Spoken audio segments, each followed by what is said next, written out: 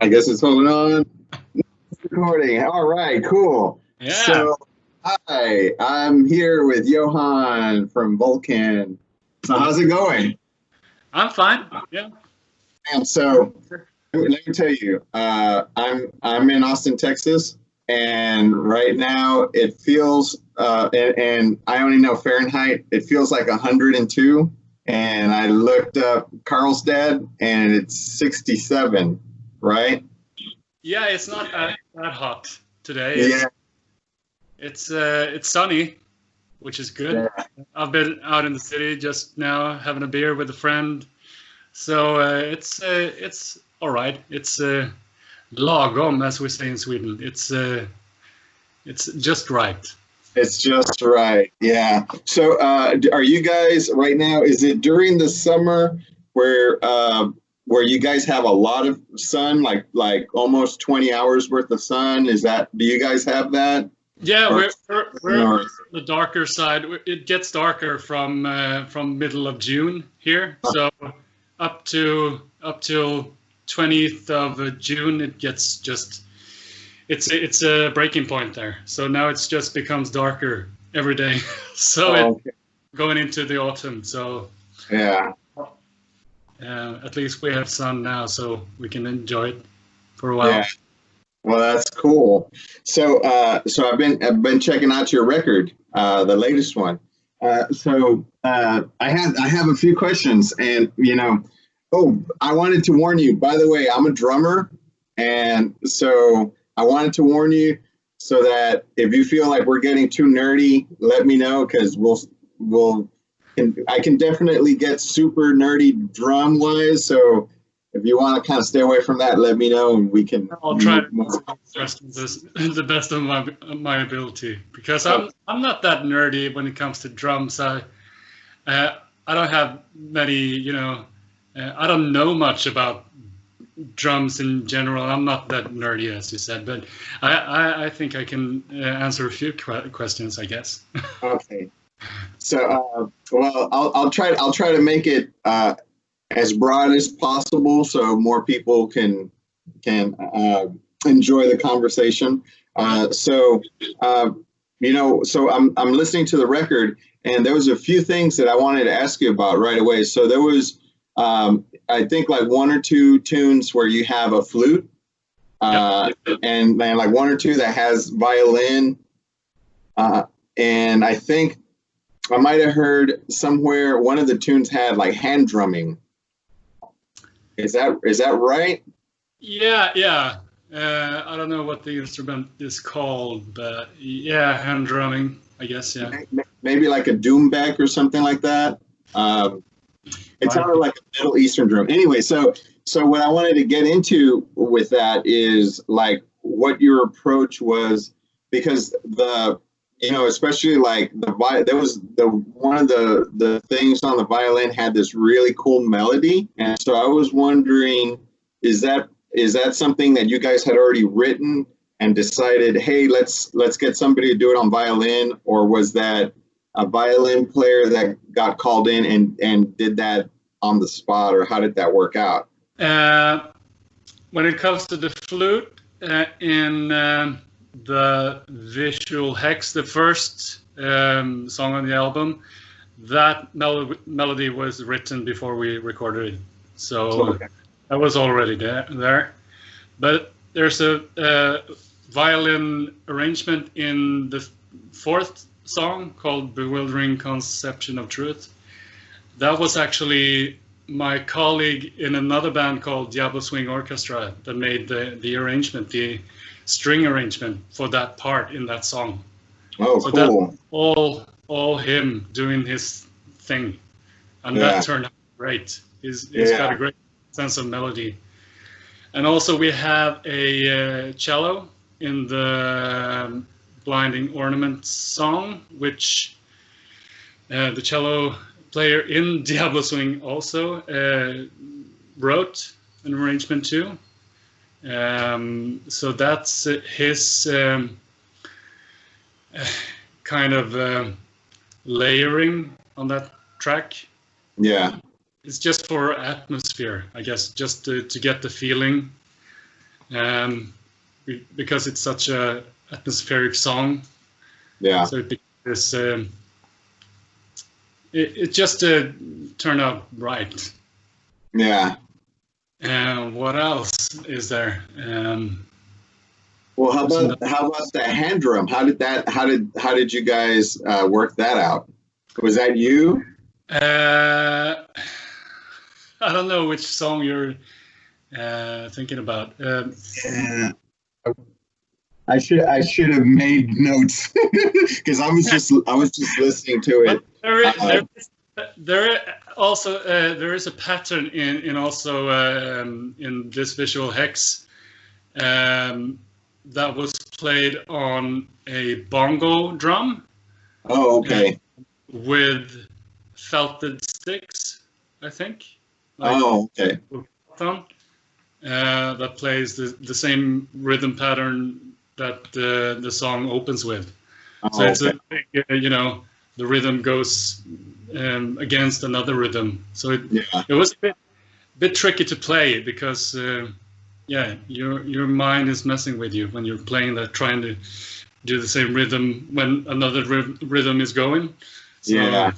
But I did it. Yeah. So that was you. That's cool. Yeah. So like a few things that I dug about the record that so I'm glad that you're here and I can ask you. So I felt that the drums were done all acoustically, like there's no drum triggers, at least that I can hear. Is that how you guys did it? Yeah, no drum triggers at all. It's that natural sound of the drums. Cool. That wood. Yeah. So I like that. I like that. I don't like the crushed drums in your face, kind of taking the song over. Yeah. I like the drums. I like the drums to be in the middle. Just sits there, just perfectly. You can hear everything, but it doesn't take over. Yeah. Yeah. I dig that because especially right now, like a lot of stuff that's getting put out, it's almost automatic that the drums get sample replaced. So even though technically they're not using triggers, right? They might have recorded on an acoustic kit. A lot of records are going back and then just throwing in some like samples from somewhere else, right? And then the trouble with that is that if a lot of people go with a certain mixer or a certain producer, then those people tend to use the same samples. And then if everybody's using the same technique, same samples, then it starts to get very homogenous where you can't really tell what the drummers are like because a lot of their personality has been replaced. Yeah. And that's kind of what when I heard the record, I'm like, yes, real drums.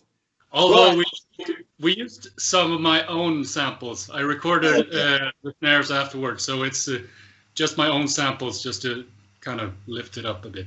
So yeah.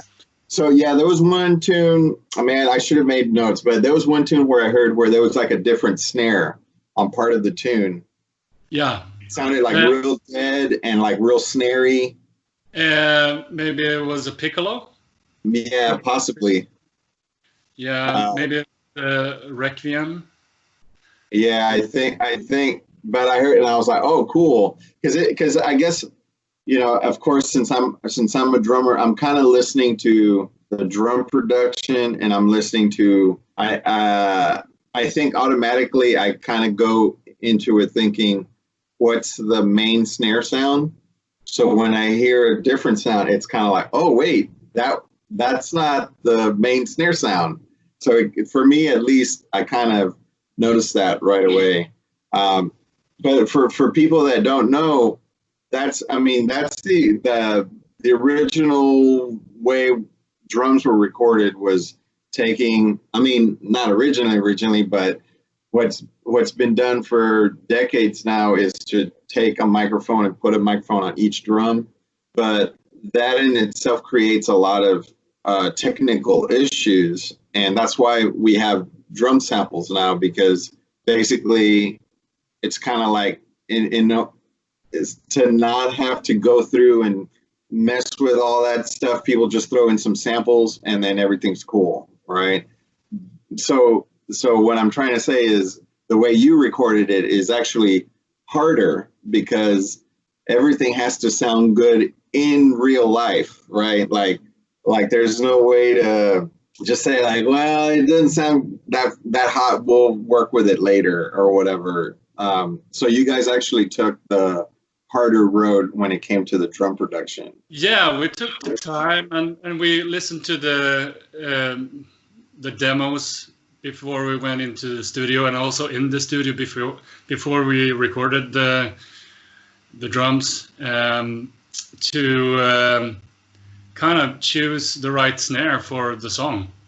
Yeah.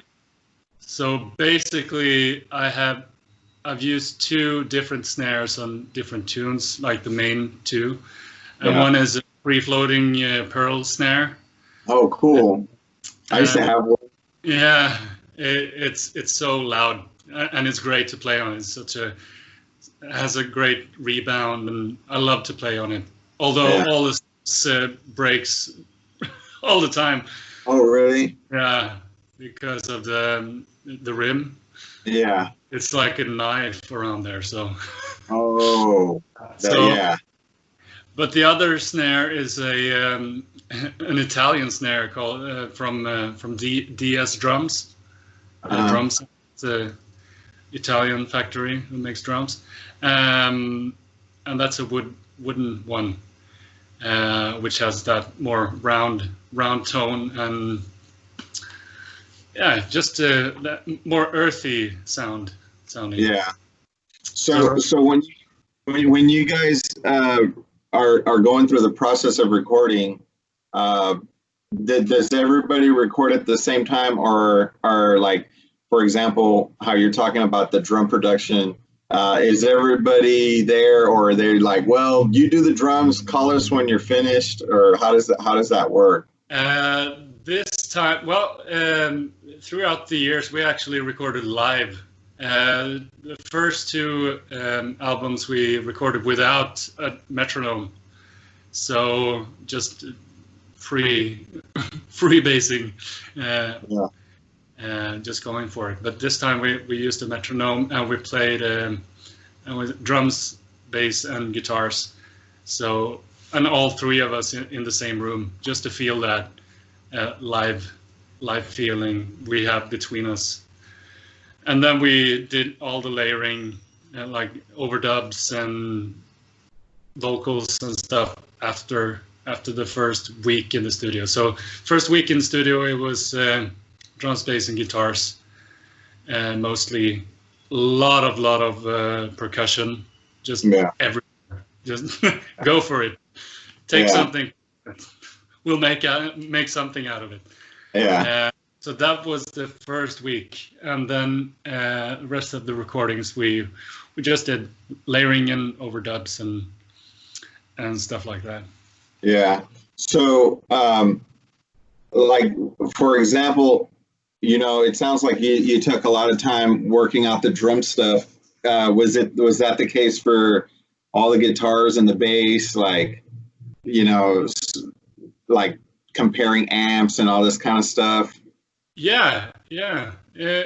Sure. We had a set of different guitars in the studio. We tried, and different pedals, and I think we used the same amplifier. I think so. I'm just a drummer. Yeah. But we had stuff to play with. To see what it would sound like. So if you have the time in the studio and you could choose from different guitars and bass guitars, you should probably go for it if you have the time. And we took the time, and it turned out great. Yeah. There's also there. So yeah. And a mandolin. We had all sorts of instruments. Yeah. So does everybody have like an opinion, like how you have like two main snares? Does the band say like, hey, can you try the other snare for this tune, or is that your personal choice? I have a hunch when I go into the studio to record, but it's the producer have something to say in this too. Like Okay. he's the ears and the outside person who hears everything. So ourselves, we're so into the music, and we've written it, and we need someone from outside to just give us another perspective. So that's always good. So we were bouncing off each other, like trying stuff. So it was really us and the producer who came up with the sounds. Cool. So who was the producer, by the way? His name is Ola Sonmark. And what other records has he done? He's pretty unknown, I guess, in the scene. He's been involved in all three of our records. Mm-hmm. He mixed, he produced and recorded and mixed the first one, and also this one. But the middle one he just mixed. So he's been part of every album, and he's done a great work. He's great. Yeah. I can't really name any other. I don't think he's done any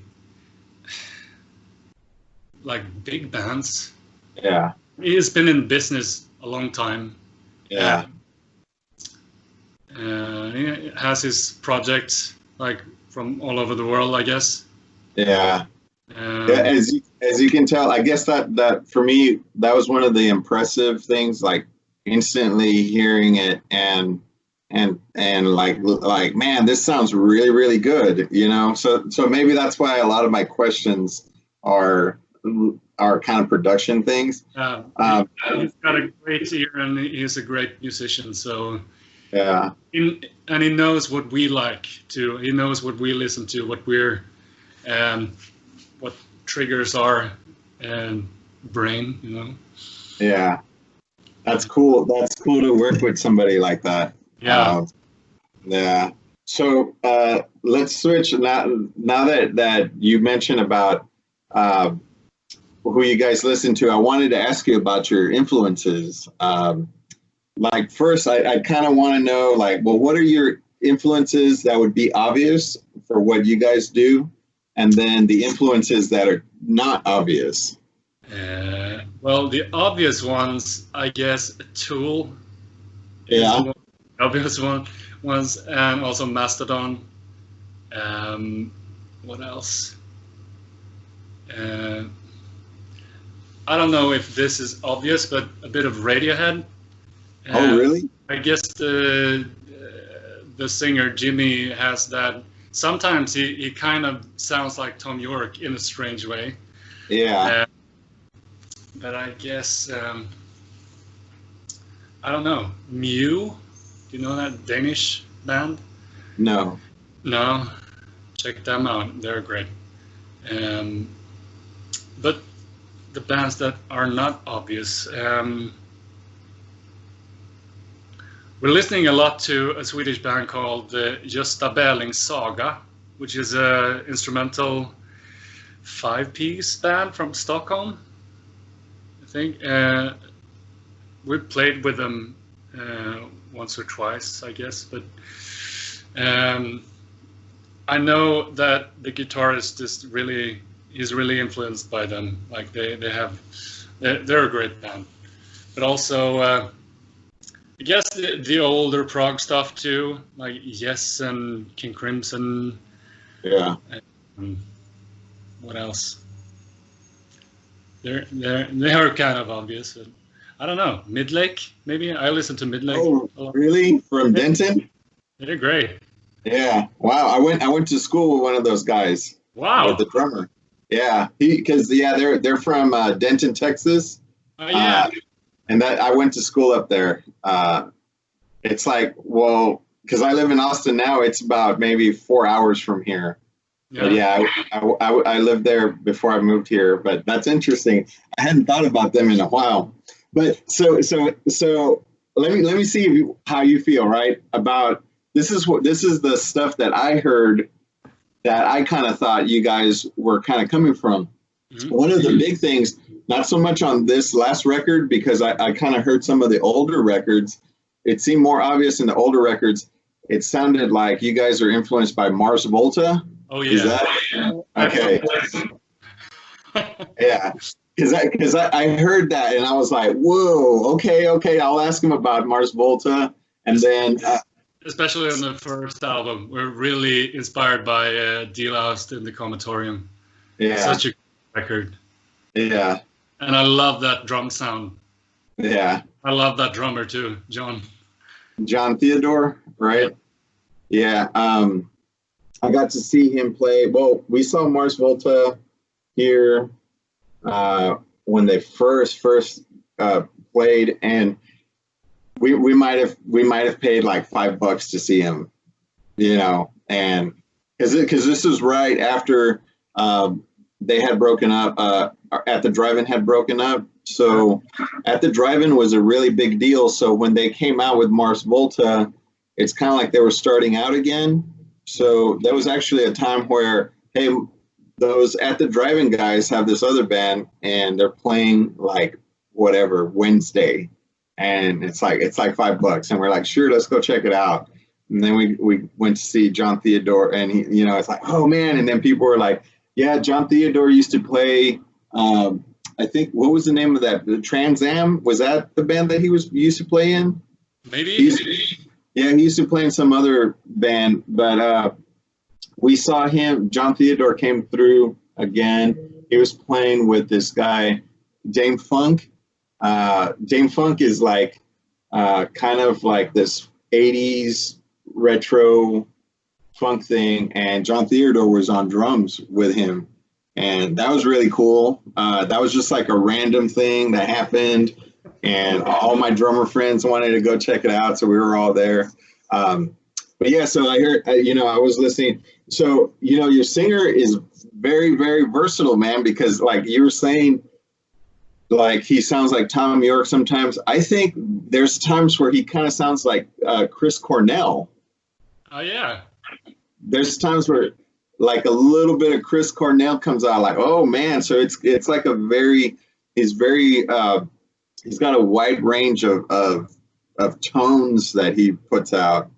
But yeah, and I was kind of thinking, because since this is going on Metal Utopia, like what the readers would be into that would be kind of closer to what you guys do. I was thinking that maybe if they like the band Cynic, do you know that band? Cynic? No, I've never heard of it. I think they're from Canada, but Cynic is like they kind of do close to what you guys are doing, where it's like prog, it's heavy. But I know that some people are kind of like, well, does it have double bass? And it's like, well, no double bass.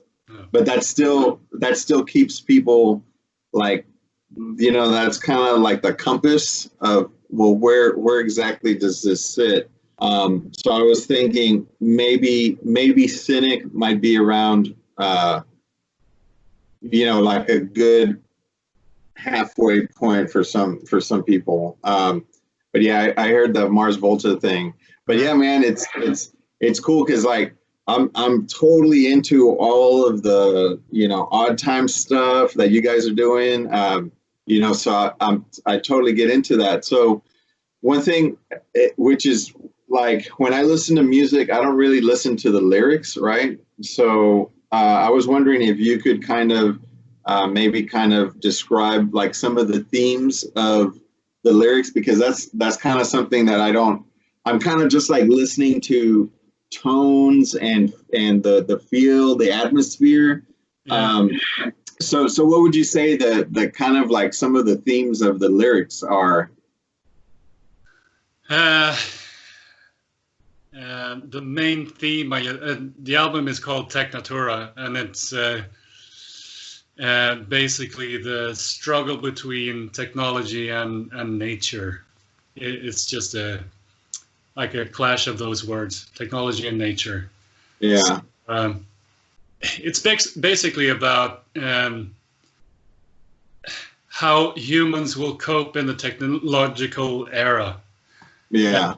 How far are we willing to go to kind of not lose ourselves in technology? And technology is a really great thing. We can do this like we Yeah. can for 10 years ago or 20. Yeah. So technology has done so much for us, but at what price? It's kind of a question.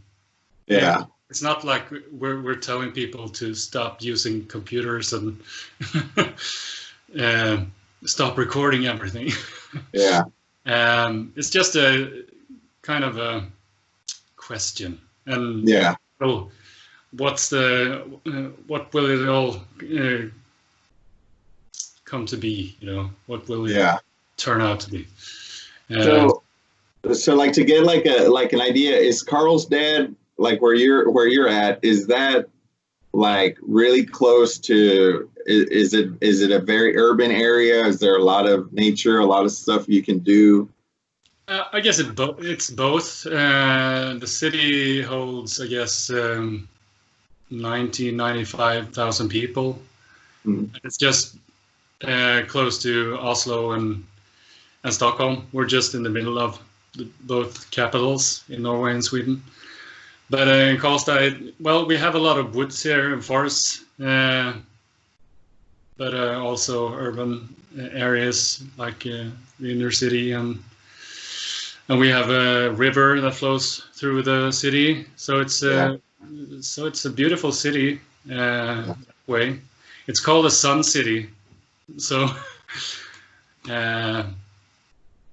but is that something that you guys do? Like, do you guys like go camping and all that kind of stuff? Go hiking? Some of us do. I think Jimmy, the vocalist, he went paddling out in the forest down south this weekend, I guess. So when we're up for it, we'll do it. Yeah. It's not that often, but sometimes we have the option if we want to. Yeah. Yeah. I guess Austin is kind of like that. But the thing is, this city is kind of it's kind of touristy. Yeah. So we do have a lot of spots in the city where you can go do nature stuff. But the problem is that since it's such a tourist town, there's always a ton of people there. So if you're thinking of like here, if you're thinking about nature as an escape, you really have to go out somewhere far from here. Yeah. Well, Austin, you have South by Southwest, right? Yeah. Yeah. So I guess a lot of people come to Austin for that. Yeah.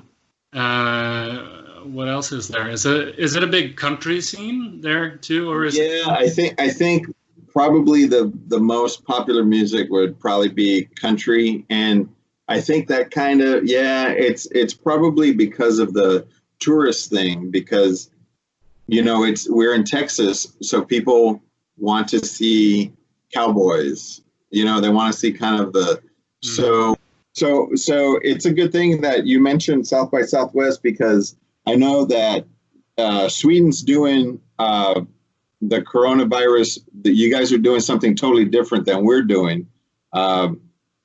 So as far as Sweden now, because everybody's kind of doing it different. As far as Sweden's concerned, how are you guys doing it? Because it seemed like you guys are just kind of not really shut down or anything, right? No, it's like freedom under responsibility, like for yourself, like be responsible. Uh-huh. We don't use any masks, which we should, I guess. But it seems like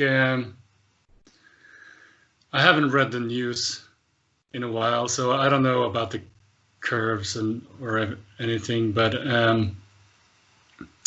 I think we're kind of flattening the curve now, I think. Yeah. But it seems like people are so stupid sometimes. It's like you should stay at home as much as you can, or maybe you go to work and you do your shopping and then you go home. That's it. But it seems like after a few months, people kind of disrespects that. Yeah. Like, it should be over now. It probably is all right now. I can go out and have a drink. Like, so I don't know. I don't know if it's good or bad, really. Yeah, but are you guys having concerts? Yes, but a maximum of 50 people. Oh, really? Yeah, and you have to sit at your table at all times, so under the concert. So, and keep distance. There are signs everywhere. Keep your distance. Okay. Usually people respect that, but yeah. You know how it is. A couple of beers under your vest. Yeah, and then people are like, I'm invincible. See you, man. Yeah, yeah. So we're doing the elbow high five. Okay. Yeah, yeah. Here, well, because Austin has South by Southwest, and we have a lot of music venues. What's different about here is there was a article that came out the other day that said that pretty much by Halloween, 90% of the music venues are going to be closed for good. That's such a shame. Yeah, and because we handled it differently, and especially in Texas, since it's a Republican state, people were like, "Oh man, don't worry about it. It's a hoax," right? And they were like, "Man, don't, it got politicized right away." So then Republicans were like, "Nah, it's a hoax. It's not real. So don't worry about it." And then we had a giant spike. And now we're like in big trouble because now we don't really know if we should have kids go back to school in the fall, which is a few weeks from now, and that creates a whole bunch of other problems. But as far as like the music business is concerned, there's tons of sound people. What are they going to do if we don't have live shows? Yeah. Also, I was thinking about the bands and artists that just are on the verge of, I guess, success or be like having a full-time job as a musician. Yeah. Maybe they quit their job and just went for it just before COVID, and now they have a job to come back to because they don't have enough money to pay the rent. Yeah. But do the American government have some relief for, like, money relief for artists and stuff? There's talk about that, but I mean, it's been handled very poorly. One of the first things people were asking for was some sort of rent relief, and because that's a more broader way to handle the big problems, and they never really said anything. They're like, there was some kind of like, well, you can't be evicted, and they left it kind of vague, so people are still getting evicted, and there's like loopholes for landlords, and this works the same, I think, for like where you live and for like a person that owns a venue or a bar. It's kind of like, you're pretty much, everybody's just getting evicted, and it's creating a bigger problem, a more long-term problem. Yeah. Because if there was some sort of rent relief, even if like for venues, let's say, then venues could say, well, we'll shut down, and when everything's cool, we'll get back together and do, we'll start having shows. But that seems kind of unlikely now.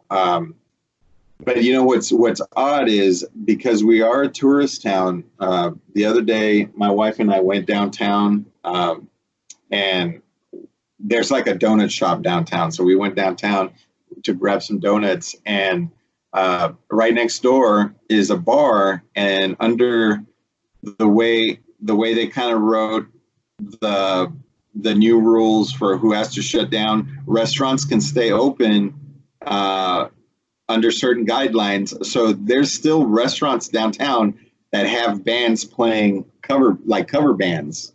Okay.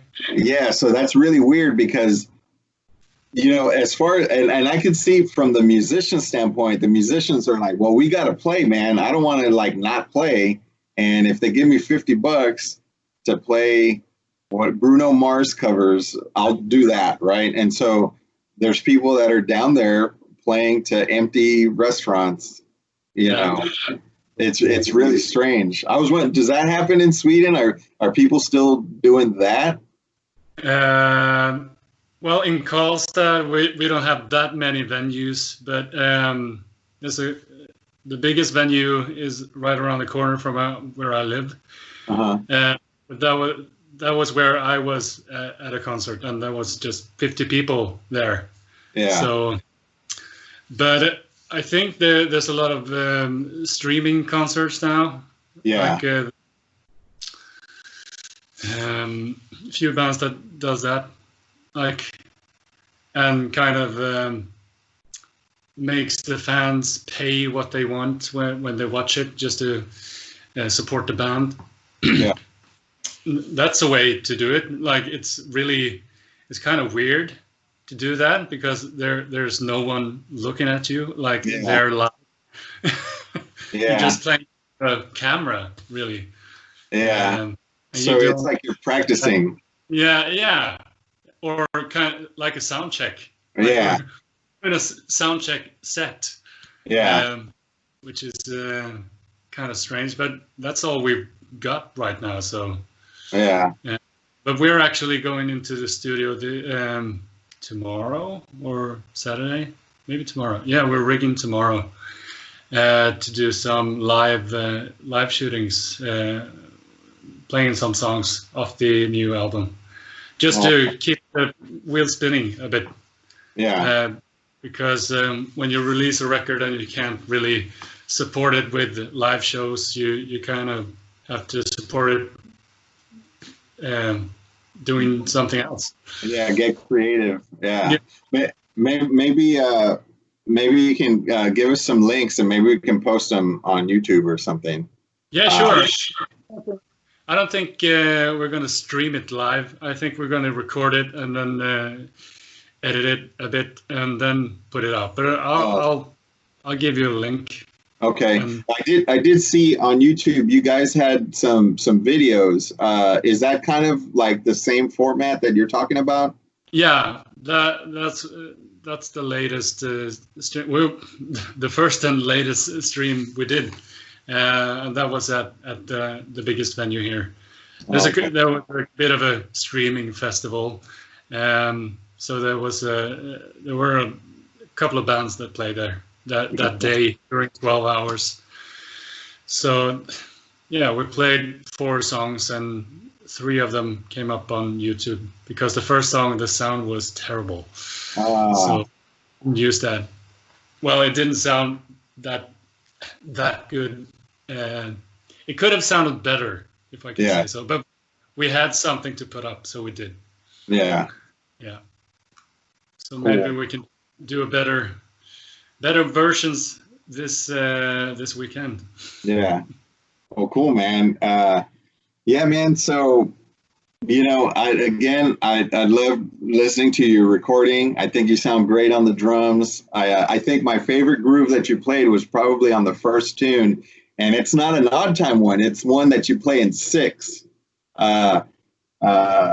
Oh man, I forget how it goes, but it's like you're playing in 6 and you play this groove, and I was like, man, that groove's awesome. That's a great. Yeah, that's great. It's fun to play. Yeah. Hi-hat and like ghost notes and stuff. So Yeah. Yeah, I've learned from the best, like John Theodore, and one of my all-time favorite drummers, Josh Freese. Oh yeah. He's a god to me, and also Yeah. Carey, of course, of Tool. Yeah. But I guess Josh Freese is the one I look up to. Yeah. Man, we'll have to get together and get nerdy about drums. Absolutely, I'm up for it. Yeah, but yeah, man. So yeah, I think the album sounds great, and I hope people see the interview and get interested and go check it out, and so yeah, man, it was great talking to you, and yeah, I guess we'll keep in touch, and I'll put this on the Metal Utopia site. Sounds great, and it was awesome to talk to you too. Yeah. Cool, man. Thanks for having me. Yeah, cool. Yeah. Well, I'll see you. Yeah. Okay, bye. Bye-bye.